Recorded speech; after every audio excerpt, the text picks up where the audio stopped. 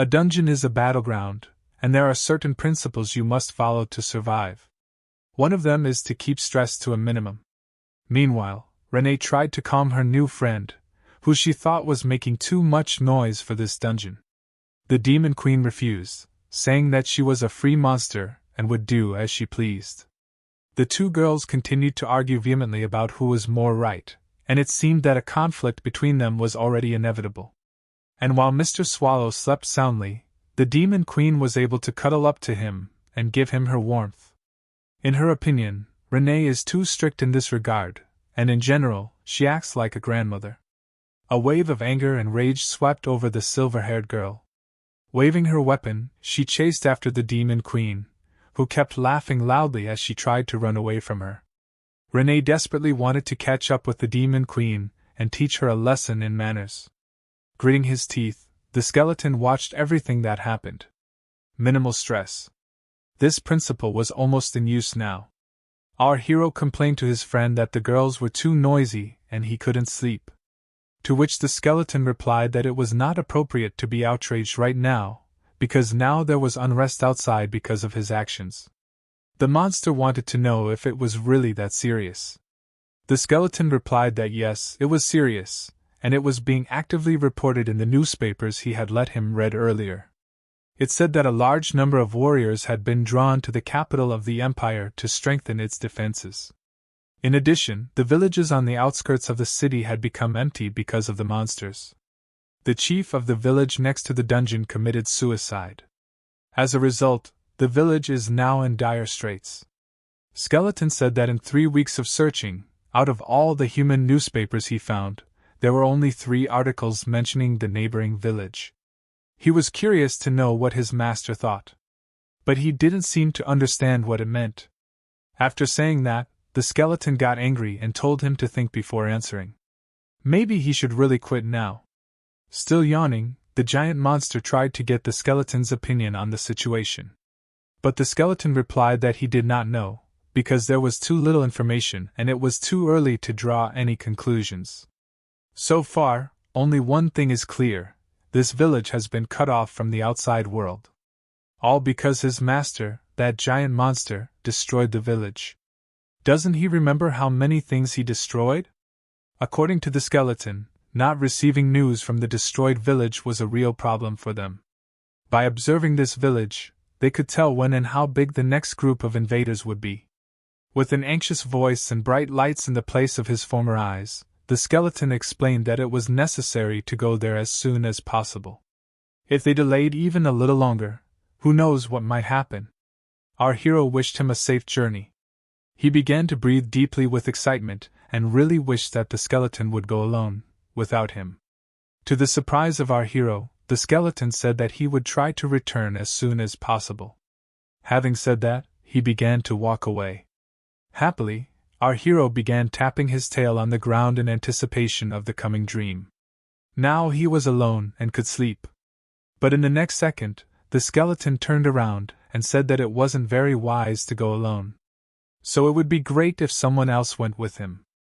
As if not understanding who the skeleton was talking about, our monster looked at the fighting girls. Demon Queen, candidate number 1.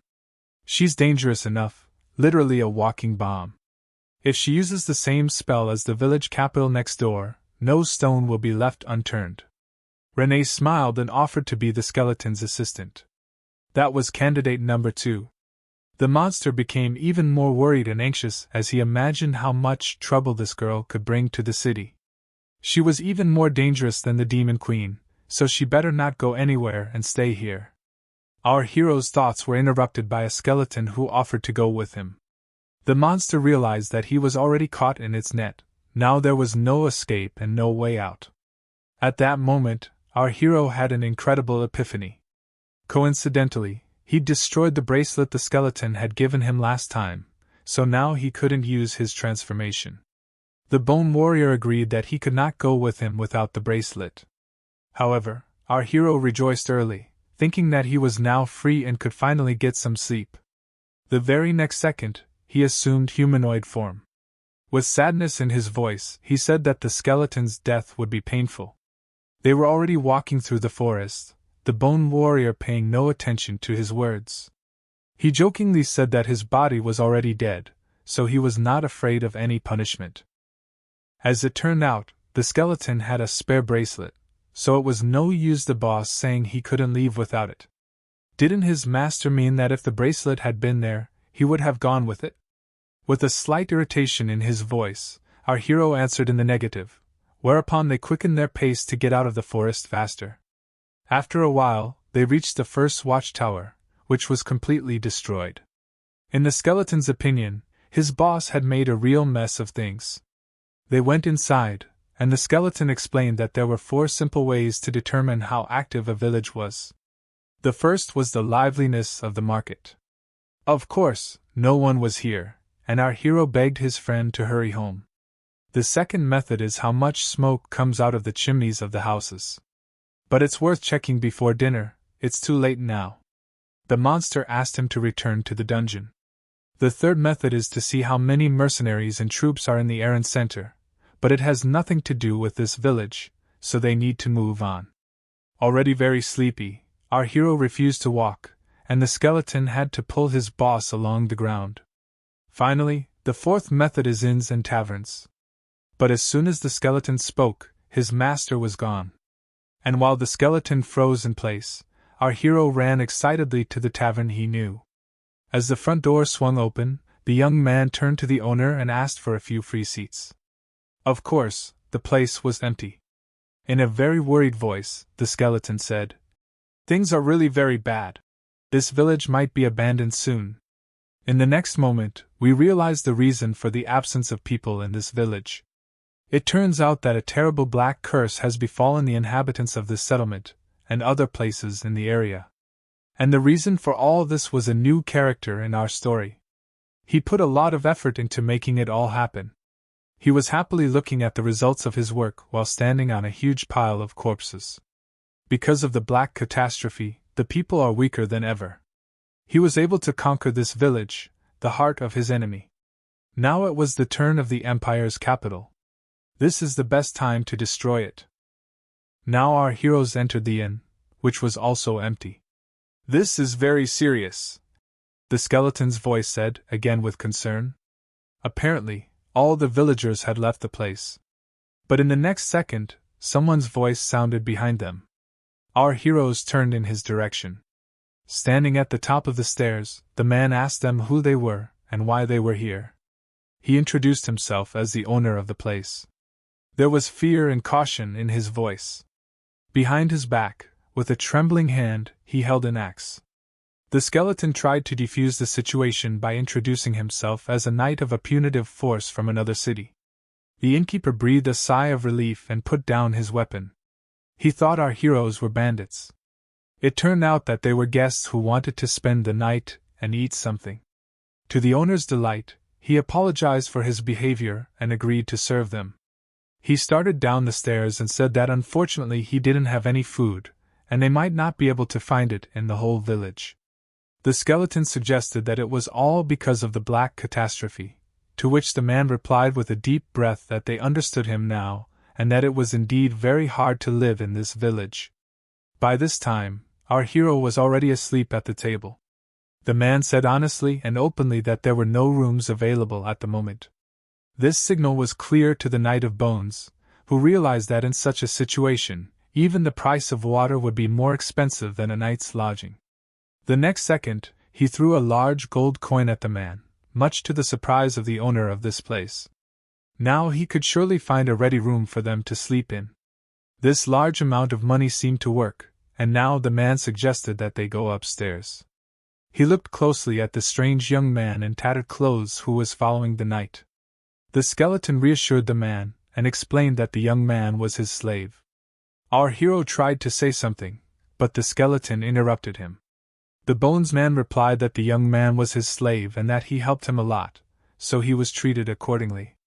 And his slave has to sleep in the same room with him. By the way, maybe the man can tell them where the bedroom is. They then entered the spacious room to the delight of our hero, who declared that it was not so bad here. It seemed that the place was ready to receive guests, after all. The next second, the young man fell happily onto the bed, hugging the soft pillows. This bed was much better than the one he had in the other city. The skeleton wanted to hide something in one of the closets in the room. Our hero was curious why he called him his slave. The knight in shining armor replied that although his boss wore comfortable clothes, they were too shabby and made him look more like a beggar, so addressing him like that was the best option in this situation. You never know how people will react to a commoner, but when he is with the master, no one will touch him so easily. Didn't his boss think it was a wise decision since he hadn't even bothered to change his clothes? Especially since the boss would like to move less and rest more. The young man replied that he would surely become a stone in the next life. Skeleton closed the closet drawer and said he would go out for a while to survey the area. The boss needs to rest. As he fell asleep, the young man advised his friend not to be so overwhelmed on his first day. The skeleton replied that his boss did not have to worry about him, because there were places where he could move freely at night, whereupon he jumped out of the window. After the black catastrophe struck this city, the imperial family expressed their anger over the attack. And someone had to take responsibility for the failed attempts to conquer the powerful dungeon where our heroes lived. The skeleton climbed to the highest roof in the city. In front of him he found a huge crater. Leaving such a hole in the center of the city was not the best idea of our hero. The skeleton was very curious to know who was running the place. He opened his journal and began to scrutinize the list of influential people in the city. Obviously, the emperor's wrath would be directed at the new ruling family of this place. However, it is not known if the successors of the count who committed suicide inherited the new title. So Skeleton decided that he should go and see this new count. The next second, he jumped down silently, straight to the entrance of the count's castle. The guards were stronger than he had thought. That was a problem. Sure, he could have easily killed or stunned those guards, but when the sun rises, a fuss will be made. He decided to take his time and go somewhere else to investigate. One of the rooms in this house caught his eye, and the next second he jumped through the open window. There was a strong smell of corpses coming from the place, if you could call it a smell.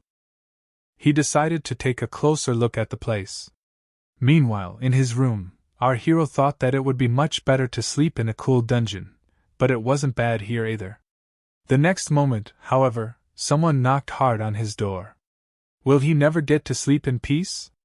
It was the voice of the innkeeper, who wanted to talk to the knight for some reason. The young man opened the door and said that his master was out for a night walk. It turned out that the man wanted to offer them dinner. He had prepared a simple meal for them. As an innkeeper, he couldn't let his guests go hungry. Besides, the knight had thanked him generously, so he wanted to return the favor. They walked slowly through the corridors of the abandoned building, talking about current events in the village. The man told him that many villagers had fainted after seeing the black catastrophe with their own eyes. He was referring to our hero.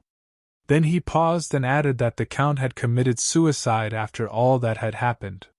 Then any movement in that place was forbidden, and now the corpses of people who had died of hunger lay behind the wall.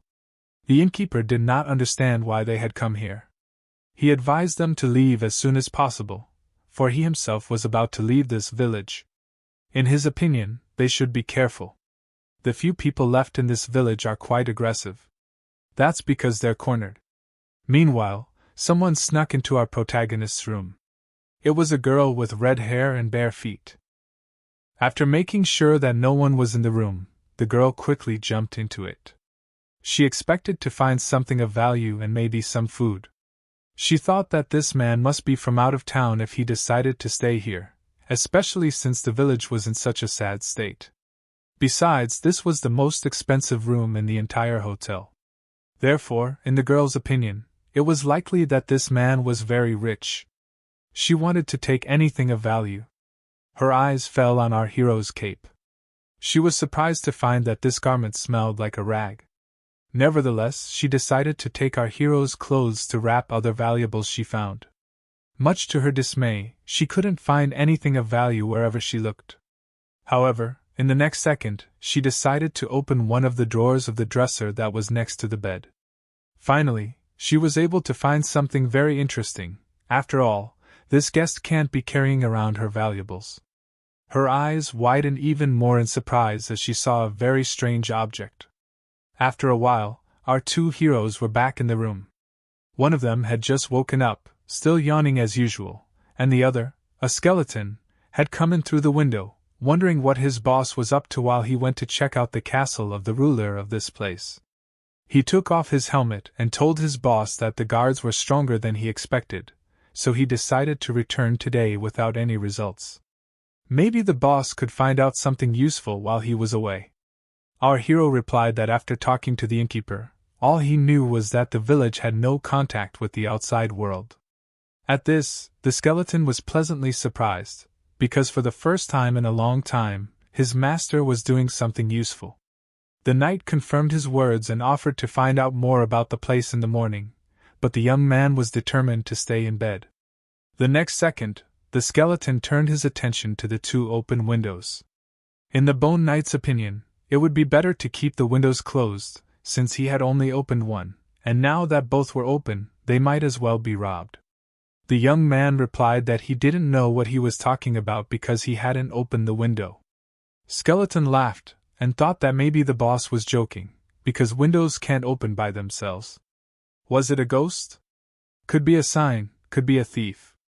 Only now did the skeleton warrior turn his attention to the open shelf in the dresser, and fear gripped his entire bony body.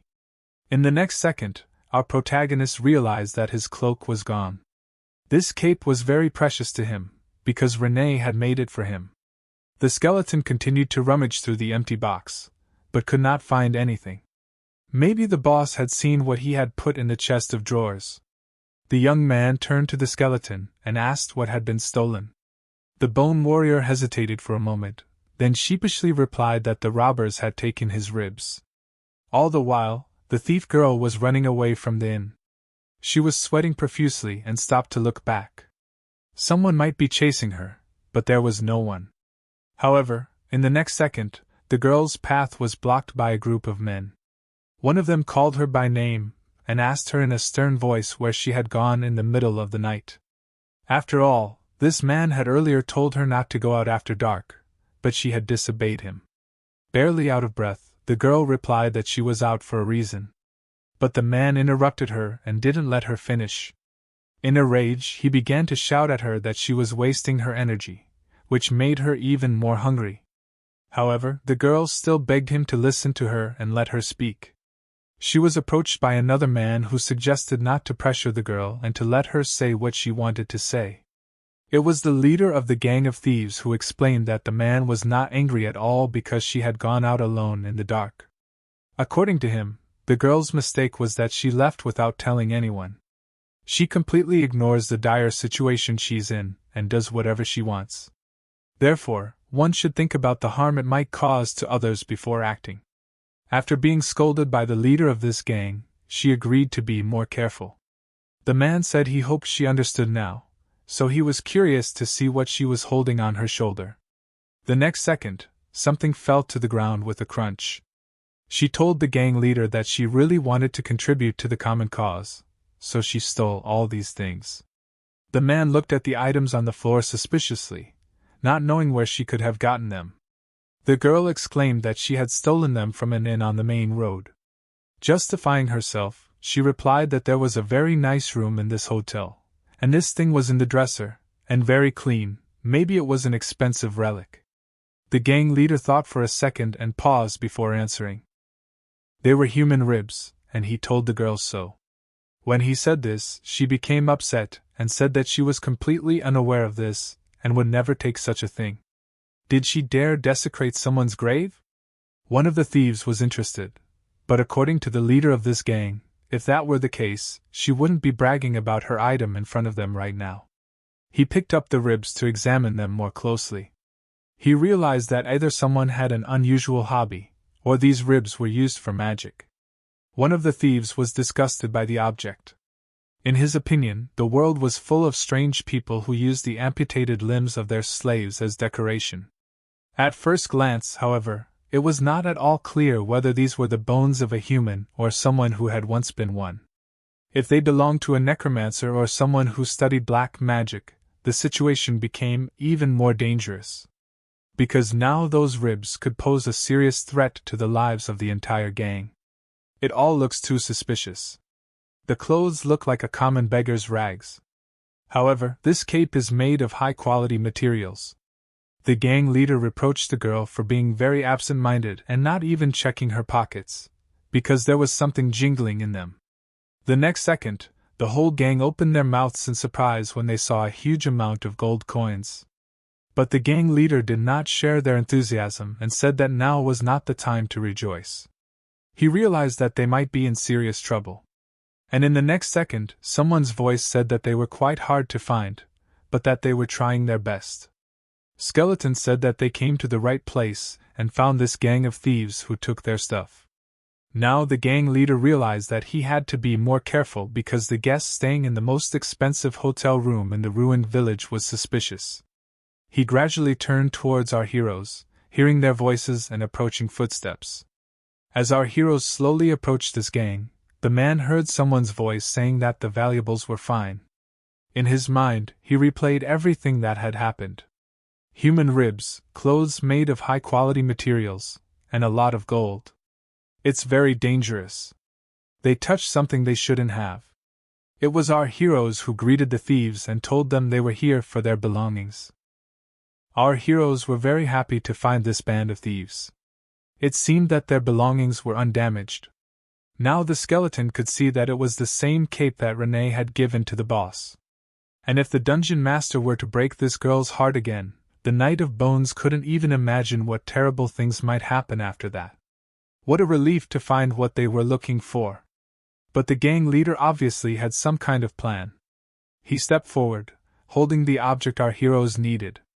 They realized that he was in charge here, but the man was curious how they had found them so quickly.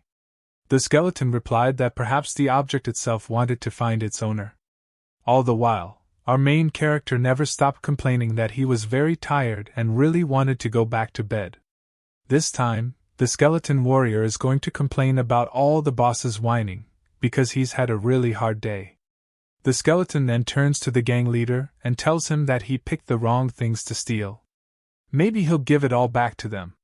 It was a very tense situation, but the gang leader refused to give up.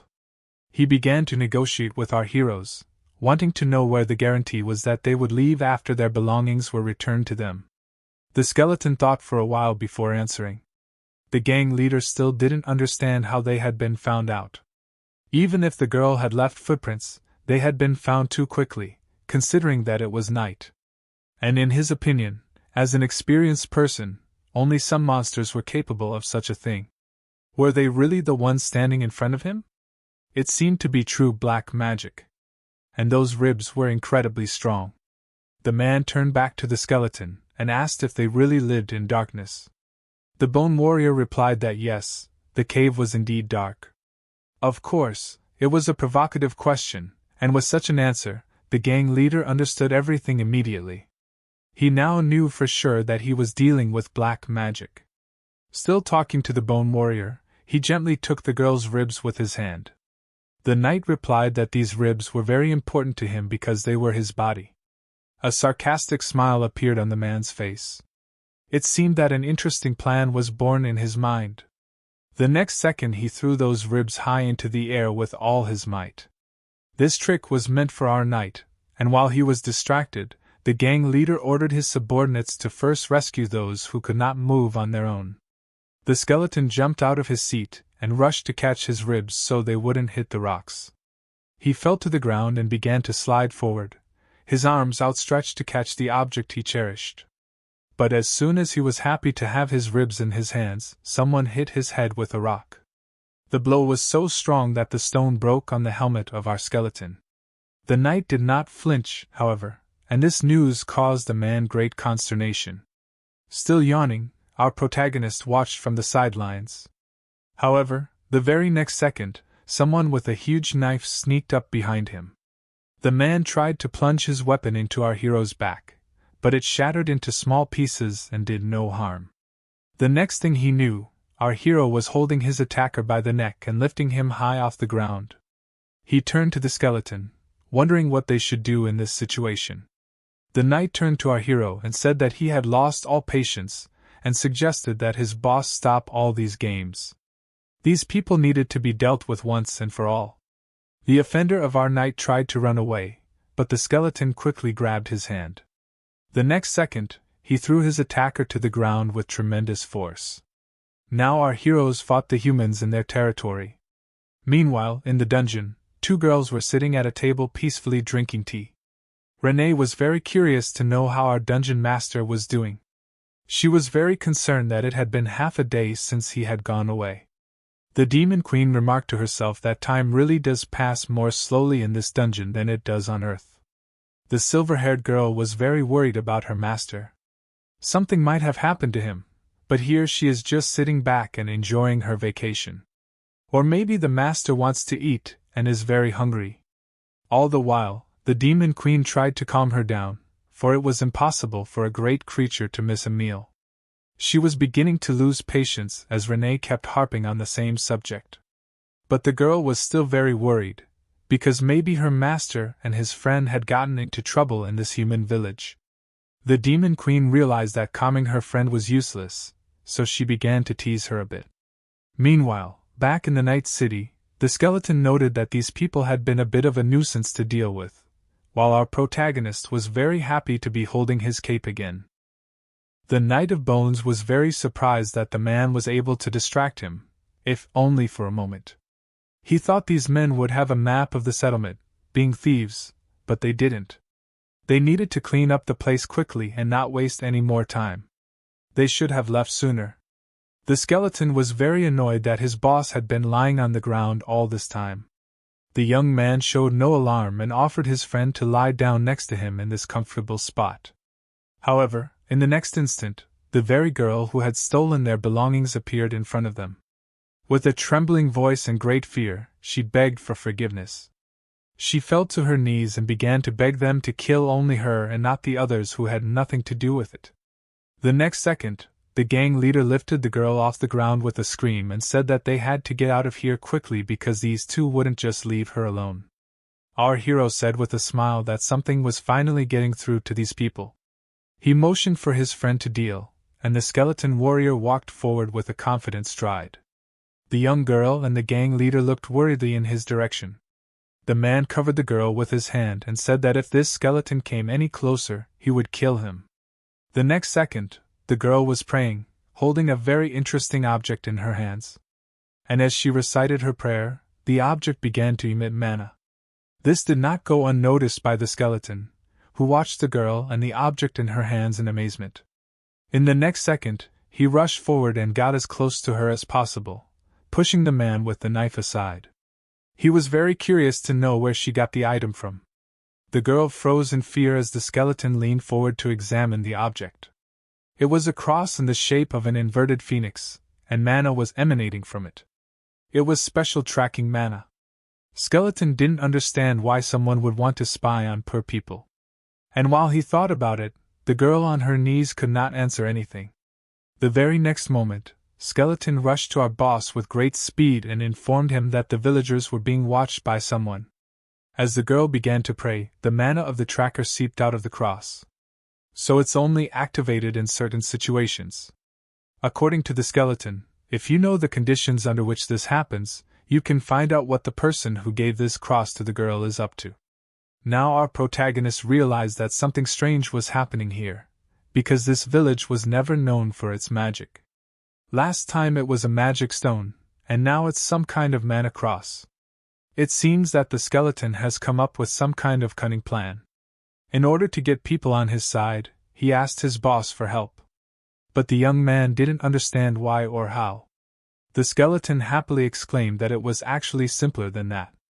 Then he tapped his helmet and said that a brilliant plan had just been hatched. One of the men helped the wounded gang leader to his feet. Meanwhile, the skeleton apologized to the people, saying that they weren't doing this because they stole their stuff. In fact, he and his friend were following a special imperial order to leave no trace of the fight. What's the imperial order? At his words, the crowd exclaimed in surprise. Skeleton continued to tell his made-up story, explaining that they were actually members of a secret organization that reported directly to the Emperor himself. He made up a name for a group of knights. The girl and the man looked over, they had never heard such a name before. At that time, there were even more people. The skeleton kept reassuring everyone around them that they weren't in any danger and didn't mean to hurt anyone. The people in the crowd were curious to know what the knights had forgotten in this village. In a loud and confident voice, the skeleton announced that they were here to save this settlement. They had kept all the inhabitants alive by violating a direct order from the Emperor because they needed certain information. They had to deal with the situation as quickly as possible and asked the Imperial House for material support for this village. While the skeleton was talking, one of the gang leaders, who was still badly wounded, approached him. The knight turned to the crowd and asked them what they thought. Perhaps they would like to help rebuild their village. The knight's team will need their strength. The air was filled with the excited chatter of the crowd, who believed that His Majesty the Emperor had not forgotten them and had sent someone to save their village. It seemed that everyone now agreed to help these two knights and finally put an end to their miserable lives. The skeleton returned to our hero and said that he seemed to have succeeded in convincing people because they are so easily manipulated. Few are so tolerant of self-justification because they are lower class. The young man didn't seem to share his optimism and suggested that he return to the inn or the dungeon. But the skeleton replied that this was only the beginning, for he was noticing more and more suspicious things by the minute. Of course, our tired protagonist appreciates his friend's efforts, but in his opinion, there is still more work to be done. Doesn't it bother him at all? The monster then turned on its side and covered its head with its hood. However, the Knight of Bones was not about to give up.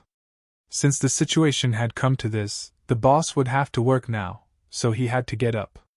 The young man told his friend that since he was so enthusiastic, he might as well do everything himself without his help. However, the skeleton, who was the leader in this situation, told our hero that he would talk to the head of these people, who still treated them with suspicion. And in Knight's opinion, the young man should try to get closer to people. After hearing these words, our hero's eyes widened in surprise. How can he get closer to people? How? The skeleton jokingly replied that it couldn't be helped, because if you take a knight in armor and a beggar-looking boss, who do you think looks closer to ordinary people? It was clear from the expression on our hero's face that he was not happy to be called a beggar boss. While they were still heatedly discussing what had happened, the crowd in the distance was watching these two strange knights. In the skeleton's opinion, the boss should have just befriended the whole crowd and tried to act like a human being. This seems to have been the hardest thing for our hero to do, because first of all, people sleep most of the day, but even those who are awake still walk around like sleepy people, and secondly, most of the time they are lazy. They never have any desire to do anything, so he also has to go along with his usual behavior, which is just to do nothing and keep resting. However, the skeleton told him that he didn't know what his master was thinking, but it wouldn't be as easy as it looked.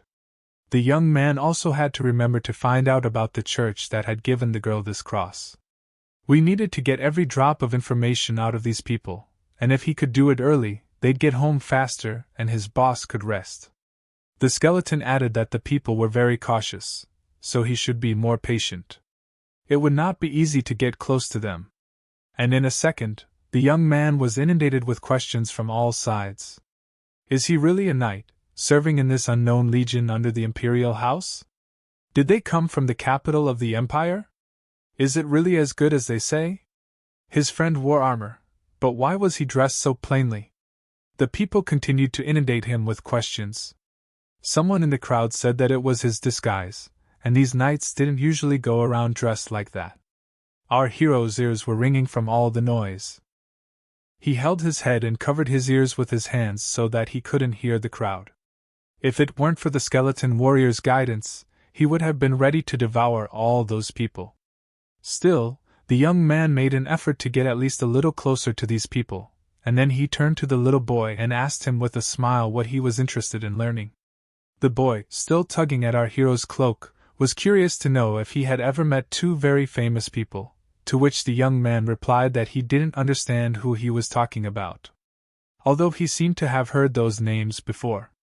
The next second, the girl came back to our hero and apologized for stealing their stuff earlier. Overcoming his desire to destroy them all, the protagonist explained that there was nothing wrong with that since they had already returned all the items intact. One of the men approached him and said that he was the deputy leader of the gang, and he's willing to help him in any way he can. And since our knights have come to save this village, why doesn't he take a look around himself?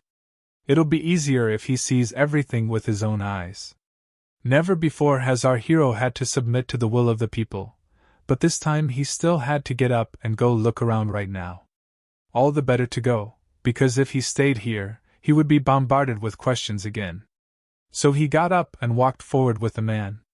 After a while they started to look around the houses and noticed that all the streets were completely empty, and there were no people around. The man told our hero that if he now opened the front door of one of the houses, the young man would immediately understand everything. With a heavy creak, the wooden door opened and our hero saw a horrible scene. On the floor lay two people who, according to his companion, had starved to death. According to the man, there's not even any food left to steal in the area, and the survivors don't know when they'll starve to death. Our hero realizes that something very strange and suspicious is going on here. It turns out that these people died from lack of food. That's why the village is deserted. From the very beginning, he had a question to which he could not find an answer. After all, when there is not enough food in the settlements, the villagers go to the village leader in anger, with pitchforks in hand. In times of famine, angry mobs take up arms. But why are the people of this village dying so mercilessly for lack of food? Looking off into the distance, the man quietly said that it had been about a month since the black catastrophe had struck this place. Turning to our hero, he asked the knight if he would like to know why the village was so quiet and why the people had not taken up hoes and pitchforks to assert their rights.